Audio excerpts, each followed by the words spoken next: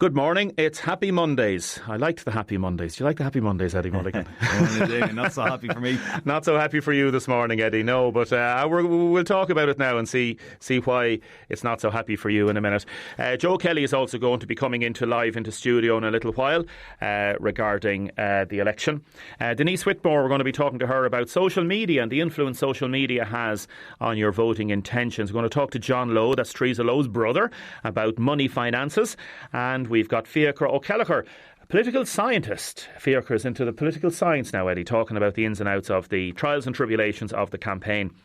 Also, Sinead Ahern is going to be in. She was out on the campaign trail with John Cummins over the weekend, so we might have a few little chat with her about what's happening and what's the feeling out there. And we've got non-political stuff as well, because we don't want the programme to be dominated by politics. Tom Corcoran and a few others are coming in from the Deise club draw. We're going to be doing that later on in the programme. Firstly, I'm joined in studio by Councillor Eddie Mulligan. Eddie, good morning. Morning, Damien. Councillor Eddie Mulligan, Fianna Fáil councillor. A lot of people want to get on the front page of the Irish Times. Not in this situation, as you say. Definitely not. Fianna Fáil election candidate disqualified as director is the headline by Owen Dalton, local journalist, and Colm Keena, who is one of the business editors, I believe, in the Irish Times. A Fianna Fáil election candidate in Waterford, Councillor Eddie Mulligan, was disqualified by the High Court in 2017 from acting as a company director for 7 years because of his management of a family hair salon business. Director and shareholder Hype Hair Salon owed revenue €153,770 when it was placed into liquidation in 2014. It says he wouldn't say if he had told Fianna Fáil about the disqualification by a party spokesperson. The party said it had not been aware of it, and they're going to have a chat with you about it, seeking an urgent explanation. Eddie Mulligan, Councillor Mulligan, thank you for coming into us this morning. Firstly, there's a lot of councillors or candidates that would put their head in the sand like an ostrich and say, I'm not going to talk about it. Fair play to you. You've come in to talk about it. I appreciate that. Tell me and tell our listeners, please, what is the story? I suppose, Damien, the story is back in recessionary times, I suppose, is really what the main story is about. I suppose I've never hid from this. Even in 2014 when I ran for local election, it was actually on my canvas cards. It's actually on my canvas cards as I canvassed this general election, stating that... What does it say? Myself and my wife have gone through very hard times as such, and we lost family business, and I suppose through resolve we're working our way back from it. So it says on your campaign card, he grew up in a small family business and suffered like the rest of the country when the recession hit. Through hard work and resolve, Eddie and Derval fought to keep the family business alive and thankfully continue to be strong local employers. Yeah, and again, previous cards to that would have had, I suppose, 2014, it was more fresher back then. But I'd like to go through, my family have gone through a hell of a lot of hardship. We've gone through a lot of financial, I suppose, pain is what I would call it. And it was a very hard and challenging time in our lives. I suppose I consider myself very resilient. I tried to work through it. I tried to deal with everyone in every aspect of it. And I suppose in relation to the restriction, that was at a time where we had Hype Hair and we had a number of salons. I think if during the time which really causes the problems, the turnover fell by 40% within nearly 18-month period. We had 30 staff plus at the time. We were restructuring, remanaging the company, and during that time a little cash flow built. And just to give you an idea of how much revenue we would have been paying approximately 120,000 revenue a year, if you understand what I mean. So we managed to we built up a little bit of arrears as we were restructuring. We went to revenue to our accountants, and we asked for an extended, I suppose, period of repayment, which the period they were giving us we couldn't afford, be sustainably viable. And I suppose ultimately then the company, we had to place it into liquidation. The newspaper inside gives a full analysis in terms of how much was owed over the years and the situation behind it. And I'd encourage anybody, if you want to read it, just to go online. Yeah, there's nothing factually incorrect in what you've read in the paper. No, what I would say is it has happened, Damien. It's caused me deep remorse, deep embarrassment and probably deep shame. Yeah. And I suppose from that point of view, it's been something we've had to deal with as a family. How upsetting has it been? You can see. Look, I suppose, it's been hugely upsetting. We worked through it. We've a beautiful 10-year-old daughter. She arrived in 2009 and kept us together as a family. And we worked through it.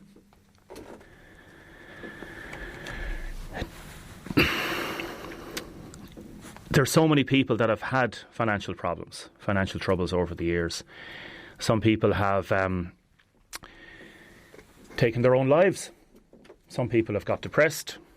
Some people have managed to work through it. Some people have not been able to get back into business. How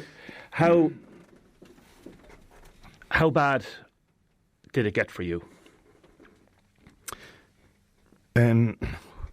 We're still in danger of losing our house, and I suppose we fought that the whole way.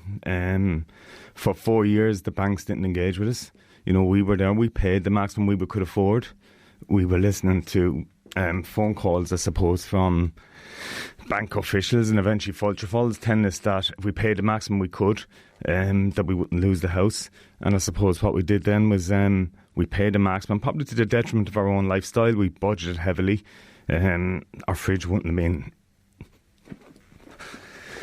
full at the time, you know.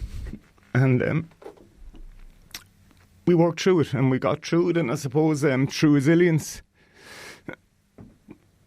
and determination, we managed to pull everything back together and found our lives going forward. And I suppose in 2014 then, I said I didn't want to see the business in Waterford suffer, so I fought a rates battle for the businesses. Phil Hogan, actually, the meeting with him was the first to say what I think about politics, and I found then that my life ended up in politics. I found probably because I was a fighter and very resilient. I was able to help a lot of people in similar situations. And I have a lot of constituents in similar situations, dealing with vulture funds, dealing with mortgage arrears, dealing with minimum income, dealing with low wages. And I've been able to be, I suppose, a helping hand insofar as dealing with the banks. I've been able to steer them in the right direction. And I suppose from that point of view, it's taught me a hell of a lot of hard lessons.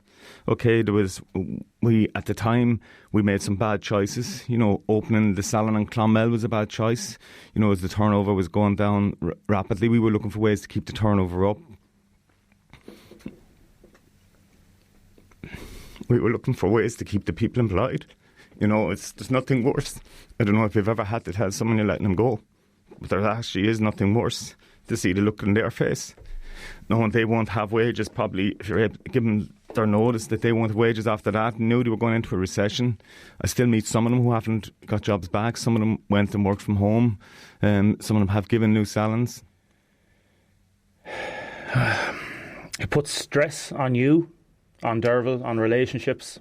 100%. I suppose it became me being the voice of it, because my wife is she'd be the customer service person. She was driving it on. We had management teams in place. They had dealings and decisions to make, and I suppose I went in and worked with them. We worked our best to keep the business going, to make it, to try and hold as many of the 30 we could employed at that stage. We, as I said, we went down to 20, and I think we went down to 15 by the time we went. But people seem to forget the times they were, you know, even dealing with the liquidator and that, there was nobody gave any leeway for the pressures you were working under, the stresses you were working under. I was working 7 days a week. My wife was doing 6 days a week. Our child was a relay baton because we couldn't afford childcare. That's fact. Saturdays all right, my mother was able to mind her at the time, but look, they were hard, tough times, and I actually thought I'd never have to revisit them again. I actually thought we were out the gap. Yes, I've got a restriction from the Director of Corporate Enforcement. I knew that was that. So, I suppose people are asking me why didn't I tell them. I suppose I was embarrassed, ashamed.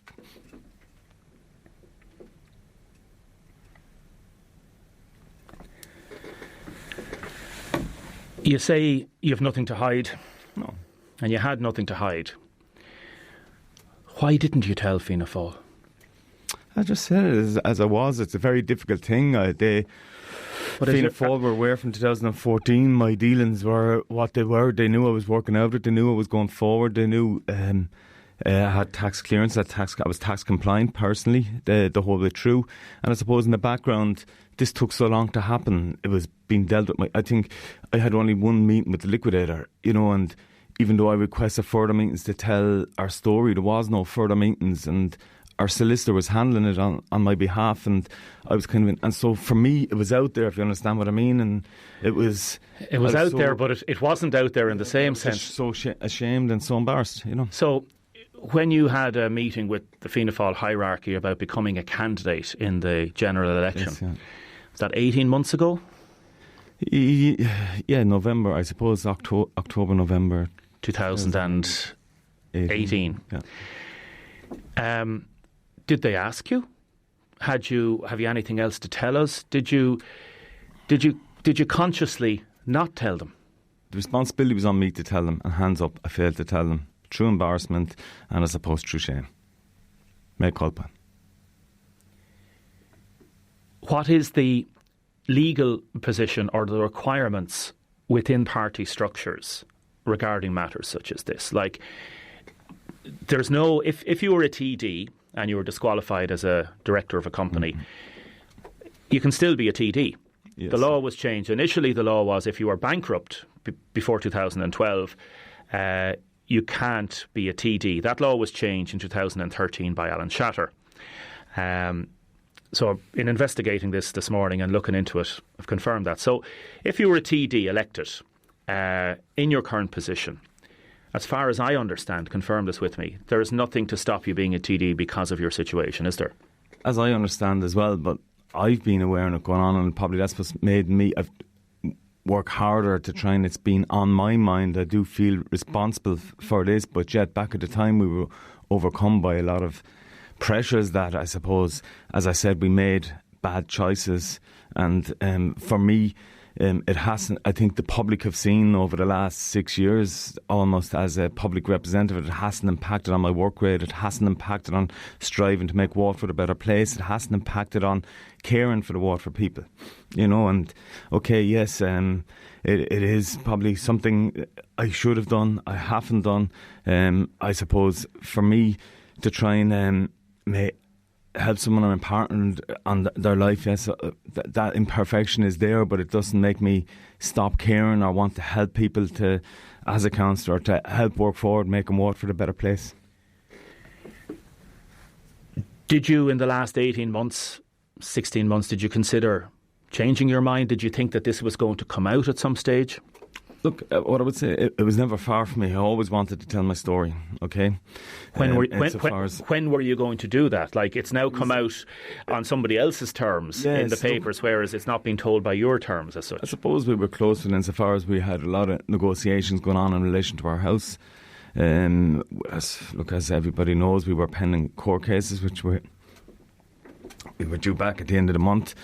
I suppose the other side have given us time to consider the various. We've been through so many proposals over the years, and I suppose it's in the resolution department again. So that gave me hope that we are, and hopefully, going to work a resolution. How much money do you owe? Do you know? See, all but my house has been actually restructured. I've engaged with everybody the whole way down. I didn't take the high road to go and go bankrupt. I didn't go insolvent. I took everything on, head on. I think I saw in relation to the credit union there, mentioned in one of it in relation to saying there was a judgment on the house. That was a loan taken with a charge on the house. But as soon as that went into arrears, I went, and I'm using that as an example, we explained the situation, renegotiate, and it's up to date under what's agreed with them now. So in relation to the business properties and that's restructured and up to date. Are you? Have you spoken to Fianna Fáil yet? I spoke last night to say the situation that this was going to be published in the paper, because I suppose Owen Dalton was trying to contact me Friday. I couldn't take a call because I was canvassing. I rang him back later in the day, didn't get him. But yesterday I was at two funerals, one and I suppose I got the calls, and I couldn't take them. And I suppose then yesterday I got talking to them, and all the questions were hit very quickly at me. So I contacted Fianna Fáil to tell them the situation. What was the initial response? Just that I hadn't told them about the restriction, and it's certain everything else they were aware of, that I was working my way forward. And I suppose for me, there's lots of people like me in life. There's lots of constituents. There's employees. There's ex-companies owners. There's self-employed. There's farmers. And I suppose for me, I represent a lot of them when I'm dealing as a politician. And I suppose they said they would be in touch with me. I suppose they were going to talk about it last night and be in touch with me, so I'm waiting for them to revert. That could be them on the phone to you now. What is the position within the party, do you know? Is there a possibility that you will be taken off the ticket? Look, I received a restriction for, I suppose, actions that happened back in the recession, and I totally deserved it. The law is the law. Yes, I failed to tell Fianna Fáil about the restriction, and yes, I suppose the decision is theirs now. Is there anything, will they be saying, yeah, if you told us, we wouldn't have put you forward? Like, is there? Do you know how it works out internally, the mechanisms? No, I'm not. You sure. don't. Yes. Yeah. But if you don't know, do you not think it was incumbent on you even to find out previously, so that you could at least then discuss whether to tell them or not? As I said to you, Damien, it was a time of a very difficult time for me. Did anybody advise you to do this, or was it just a personal decision? I wouldn't say it was a decision. I'd say I was just in a very vulnerable stage, feeling a lot of embarrassment. Yes, I suppose we were struggling financially. I suppose we were trying to get our lives back on track, and I suppose just really through shame and embarrassment, I kind of just left it there, and apologies on it. How's Derval? Not too good, actually, the last 24 hours. Do you think somebody put this story out there to harm you at this time? Like, this story is around, but it's come out now. I've had what do you think? Is there somebody?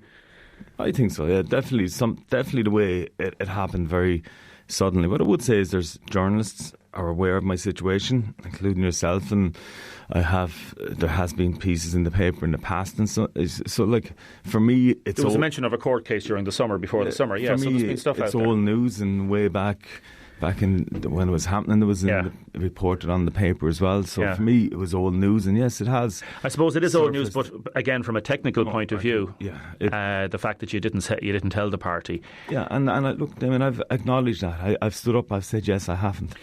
What's your plea? If Micheál Martin is listening to this now, what's your plea to Fianna Fáil? Why should they leave Eddie Mulligan? Why should they leave? Like, some people are texting in, some people are totally in praise of you, saying very honest, very heart-tugging. Others saying, hold on now, not that you told lies, you didn't tell the full truth. Mm-hmm. You're a victim, you're playing a victim card this morning.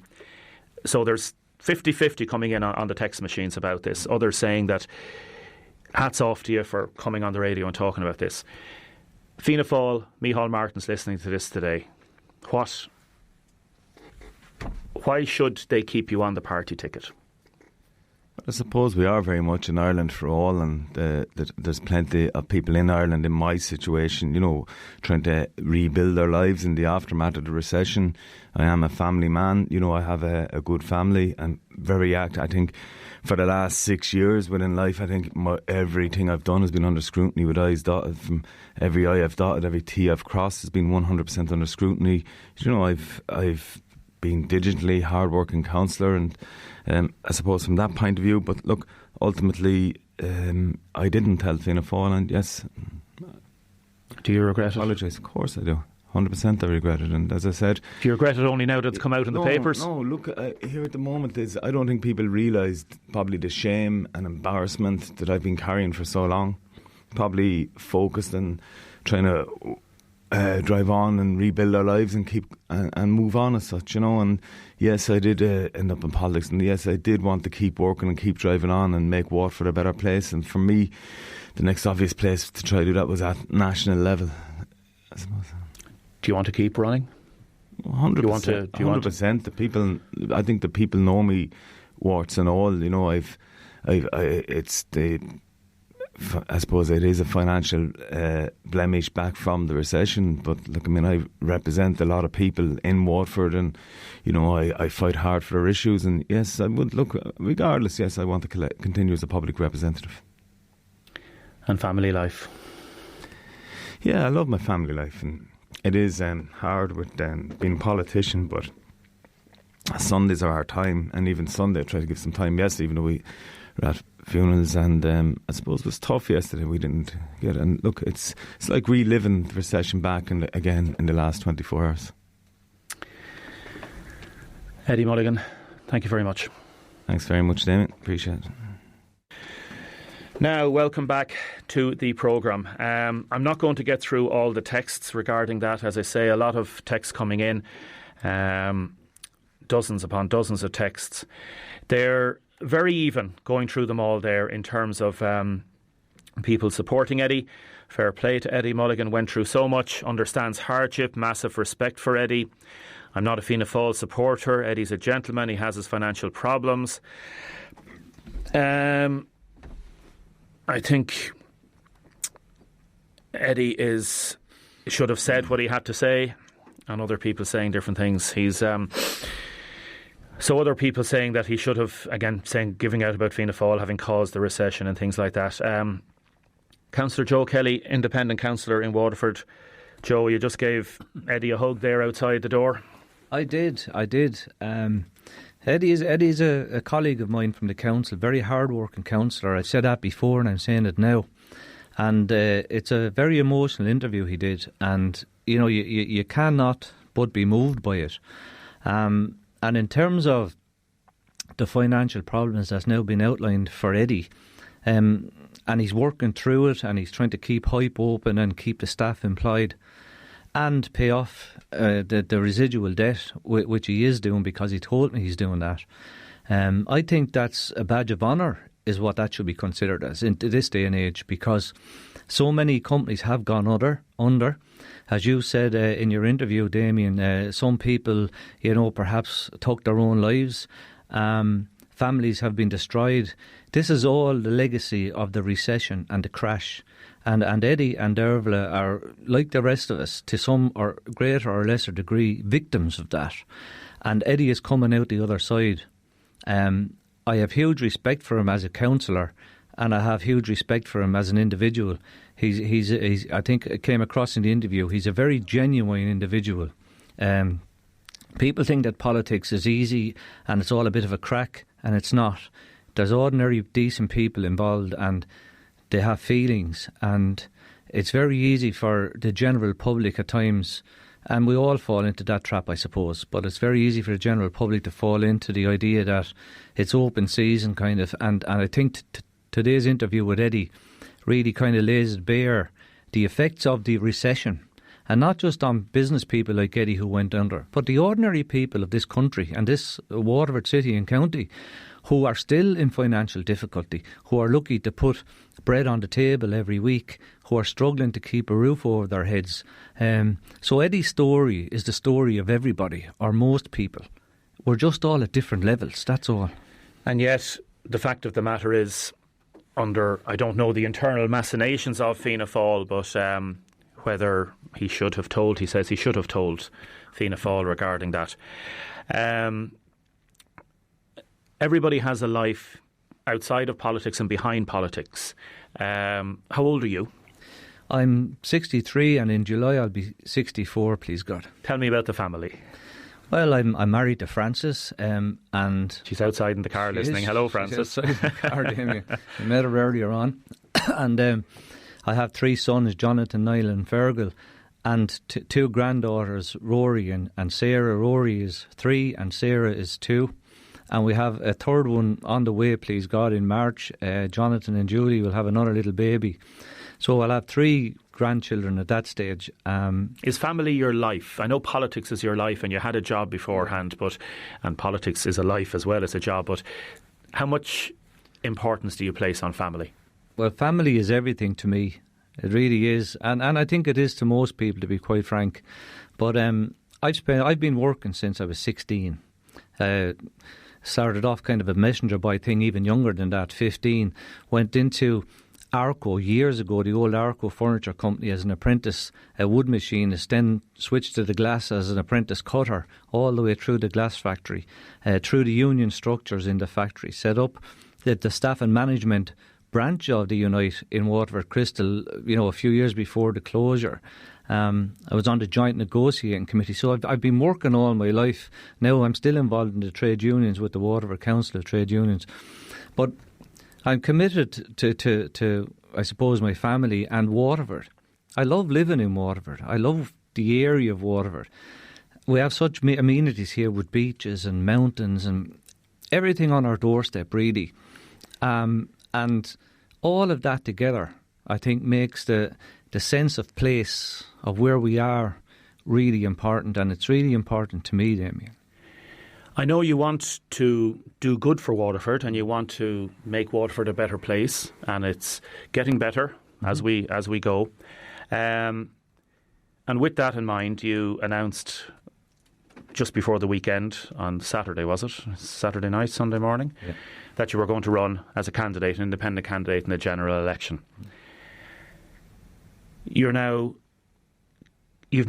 met your family last night and had discussions with them, and I know it's a difficult thing to do because, fair play to you, came into me this morning for a little chat to say, I don't know what's the best way of doing this, but as I said, the best thing is just to lay it straight on the table. That is the best way of doing it, because there's nothing to be embarrassed about if you say, well, I decided to run, then I'm going to change my mind, because it's a very honest thing to do, because I know you over the years and your heart is in making Waterford a better place. So you had the chat with the family last night. What decision have you come to? I did, and on reflection, as you said, we had a good chat last night, and the ins and outs of not only a campaign, but what might you do if you got elected even. And on reflection, I've decided not to run. A lot, I suppose, in my heart would say, drive on, and you'd be a good TD if I was lucky enough to get there. And I've got a lot of support on messages coming in around, people saying, well done, Joe, and all the rest of it. But then my head started kicking in as well, and I was thinking, if I was elected and in Dublin, it wouldn't suit me. To be quite frank, I don't even much like being away from home. Even when we go away on holidays, we now only go places for maybe 6 or 7 days, and we have to come back to Waterford. I miss the place. And with so many years in work, I've been working, as I said, technically since I was 15, and I'm now nearly 64. I think whatever years I have left is best spent at home with Fran, the kids and the grandchildren, and just going about ordinary life. I love working in the local community, and I love local politics, and a lot of people support me in local politics, and so it's with that in mind that I'm going to continue on in local politics and keep doing everything that I can on the ground. And again, on reflection last night, we felt that I might even be able to do more for people on the ground here locally in Waterford than I would if I was ever in the Dáil in Dublin, because you could be pivotal up there, but on the other hand, you could be fairly insignificant up there. At least in Waterford, I have a chance of making a difference to some people, and I do my best at that. Were you? Did you make your decision on Friday night, Saturday, as a reaction to John Halligan deciding not to go and Brendan Halligan deciding not to go? There was an element of that in it. Now, in fairness, John has been on to me, and he did say that we'll support you, Joe, if you're going, and we'll have our team behind you. But even with that, it's still a very short campaign. But it's not even about actually getting elected or not getting elected.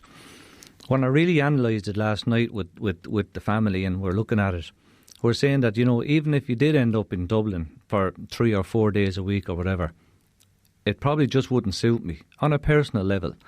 And even if you were doing a job, why do it if you're unhappy with it? Or to be a bit be a bit cheeky, I suppose, afterwards, after appealing to all the people of Waterford City and County to vote for you, and you get sufficient numbers, to then be almost reflecting back and saying, oh, I don't really like this, or it's not all that it's cut out to be. And so rather than carry on in that fashion, I said I'd come in today and just nip the campaign as such before it even gets going in the bud. And because I think that's the best way to do it, and that's what I'm doing. I think you're right. And again, as I said to Eddie, I appreciate your honesty in coming in, and people will, and the texts are coming in to say exactly that. You're being very honest about this. The campaign team, again, it's very difficult to get a campaign going after an election's been called. You wouldn't have your posters done up. You haven't got leaflets done up. They wouldn't be done up for another few days. So there's a combination of factors, is there? There is. We looked at it and we were saying, excuse me, we were saying that, right, let's see about putting a team together. And my family were great. We are in the local elections. We ran that with basically about 6 or 8 of us. Yeah. You'd have different people on different days and nights. And the same people were saying, look, we'll do the best we can. But my sons are working in the daytime and they have their children. And some of my own brothers were all getting on a little bit, if I can put it that way. But the campaign would have been predominantly a nighttime campaign. And, I was talking to some canvassers last night that came to my door and they were saying that they finish at 7:30. So it would be a very small time. And to ask my own friends and family to go out and sort of do that, I suppose, for my benefit, wouldn't really be fair on them, to be honest, Damien. And also, if I couldn't give 100% of the campaign, I don't think it'd be true to myself, and it wouldn't be fair to the constituents that I'm asking to vote for me. If you were going to do it, you'd want to give yourself a proper lead in, probably, and go full on for it. Tucker has texted in saying, proven track record representing communities. Sorry to hear you're not running, says Pat. Another Pat has said you're a hard-working councillor. It's a difficult decision to make, firstly to go, and then to say, no, you're not going to go, to change your mind. But you're doing it, as you say, for family reasons. And you're happy with that decision. I am. And I know you're sad as well. I can see the tears in your eyes. Because it's something that you'd like to do, but, I prefer, I'm happier with this decision now, having looked at all the logistical stuff, and I said even the Dublin aspect of it. And again, if you look back at the previous interview with Eddie, that shows you the toll that politics can take on people. And it's a tough road, and it's not for everybody, and none of us was forced to go before the electorate, so you kind of take what comes with it. But I'm happy with local politics. I enjoy what I do, and I try to do the best I can for anybody who contacts me. I don't always figure things out. I don't always get the right answer. But I always come back with some kind of an answer, and it's always the honest answer. And I think that, at a local level, I can probably have more influence with people locally and get more things done than I probably ever could in the Dáil. So in the round, when you take it all in, really being based back here in Waterford, with your family and friends around you, being able to go down to the local pub if you want to, kind of handy. Now, I don't do much drinking, but you know what I mean? Or go for a walk along Tramore. I think they're more important things, really. And they're the kind of things that I'm deciding to make the decision based around those kind of things, Damien, Well, as you're walking Tramore, holding your good wife's hand and pushing the buggy, enjoy the sunshine as it hits Damien. Off your face, and be happy in your decision. Yeah. And I think you're making the right decision. Thanks, from Damien. what you're telling me. Yeah. And well done. And the very best of luck to you. And I appreciate the time this morning. And, there are lots of candidates in the field. And they're good candidates. They're all good candidates. They all have the interest of Waterford at heart, including Eddie Mulligan. So I wish everybody the best of luck with their campaigns. I'm out of that picture now. You're not going to back any one candidate at present? I mean, there's lots of good candidates, and I'm saying that they now have their own campaign, and let them run their campaign to the best they can, and let the people of Waterford decide, because that's the end. And when I was on yesterday, I said that in the clip, that if I was to be elected, it is no one else other than the people of Waterford City and County will elect me. And I'm saying those same people will now go and decide. So I'm not muddying the waters or any of that. Who's on the list are on the list, and the best of luck to everybody. Joe, thank you for your honesty, and the very best of luck to you and your family. Thanks, Damien. Thank you. Now, running slightly over time because of those interviews. Michael Garland has texted in, Damien, 2 very good interviews this morning. Politics is an emotional roller coaster, as he says, a tough, lonely, dog-eat-dog world in politics, both at national and local level. Keep up the in-depth work and the in-depth journalism. Thomas texted in, Damien, Fianna Fáil were the cause of the recession. I feel sorry for Eddie, but why did he jump into bed with them? It's crazy.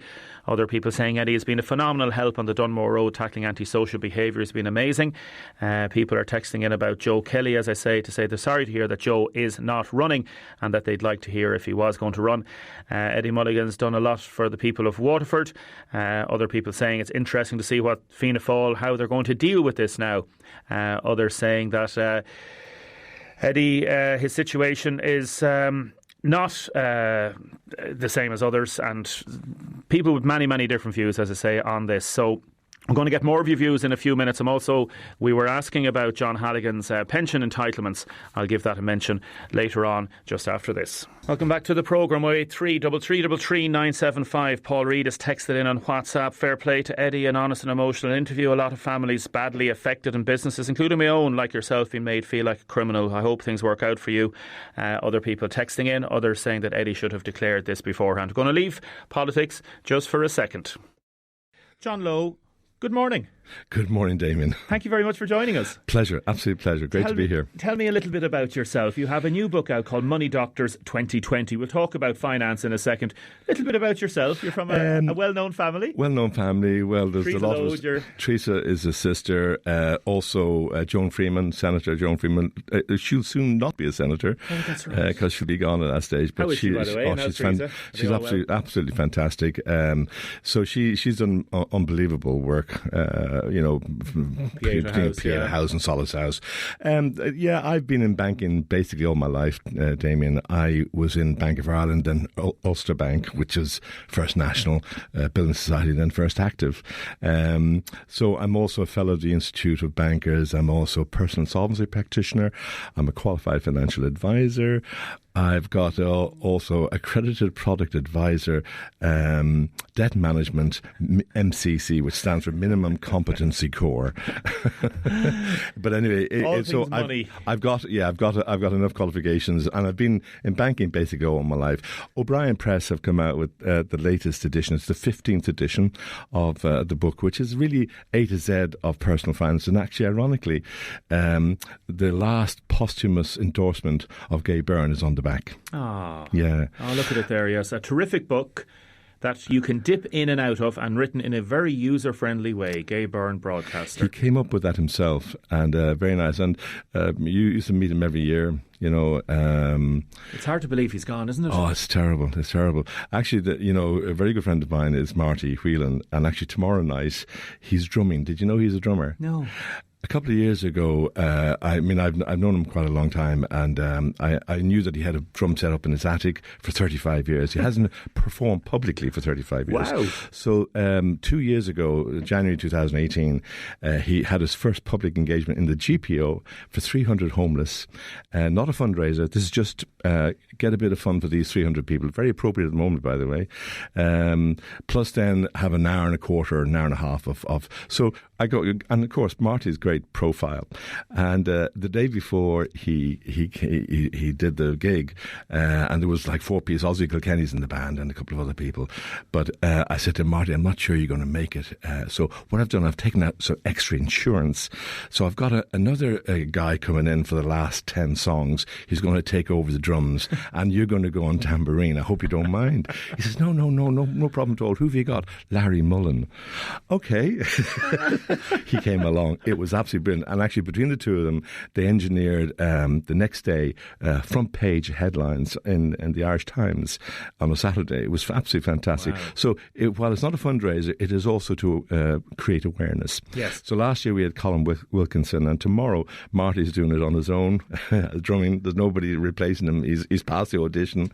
And so we do that in the GPO. It's the 5th year we've done it in the GPO. And it's organised by the Dublin Lions. It's Lord Mayor's there, Army's there. Army actually bring in the homeless and they bring them out again. A very humbling event. Very, very humbling event. Particularly in the light of what's been happening this week as well. It's just horrendous stuff. Horrendous. This book, we had a look through it before Christmas. We were hoping to get you on before Christmas. We didn't get a chance. I'm delighted you've come down specially to talk to us. Really appreciate it. It's a bright yellow cover.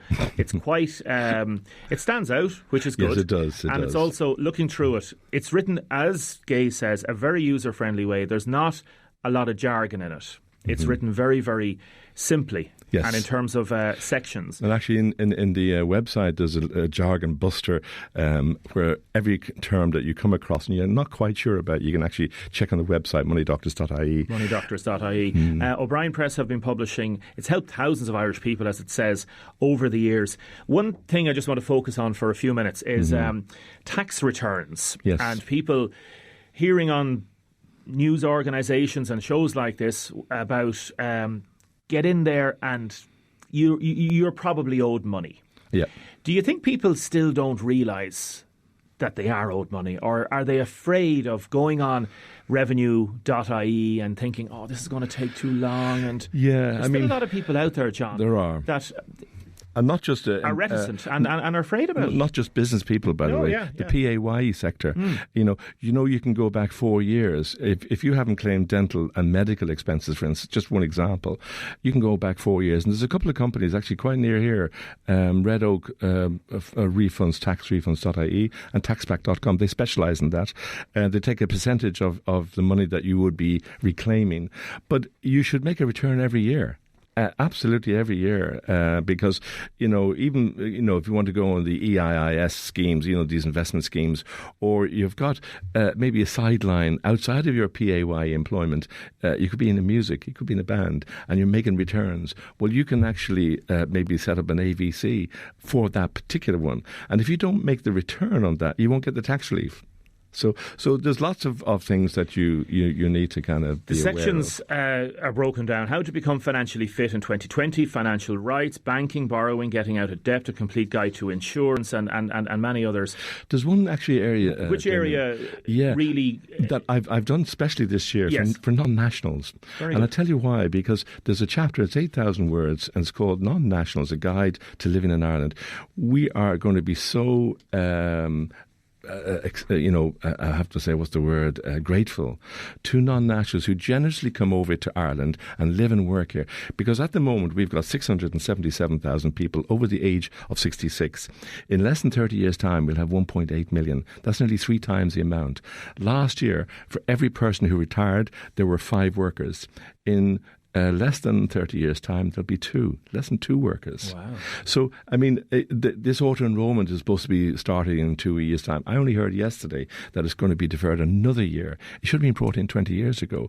And actually, what's going to happen, it doesn't take a rocket scientist to work out that state pension in 30 years' time will not be there. So less than half the country have a pension at all, and they're just hoping that in 30 years' time that the pension will be there for them too.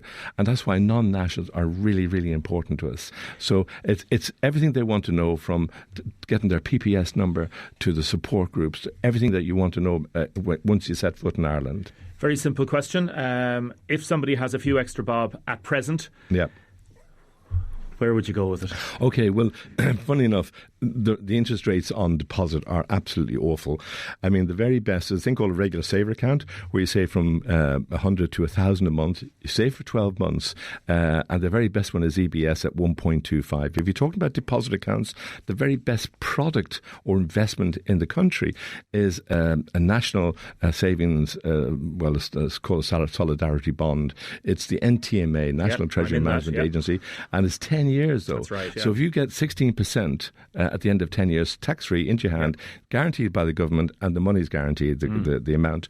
But I think they changed the rules that you can only now, the minimum deposit recently would be €100. Would that be right? It was actually 500 in that. Oh, wow. 500 in that, and the maximum is 120,000 per person. Yes. But the thing about that, Damien, is that if you went to, say, Bank of Ireland or AIB and said, there's 100,000, give me 116,000 1,000 in 10 years' time, because they have to deduct dirt, which this month is down to 33%.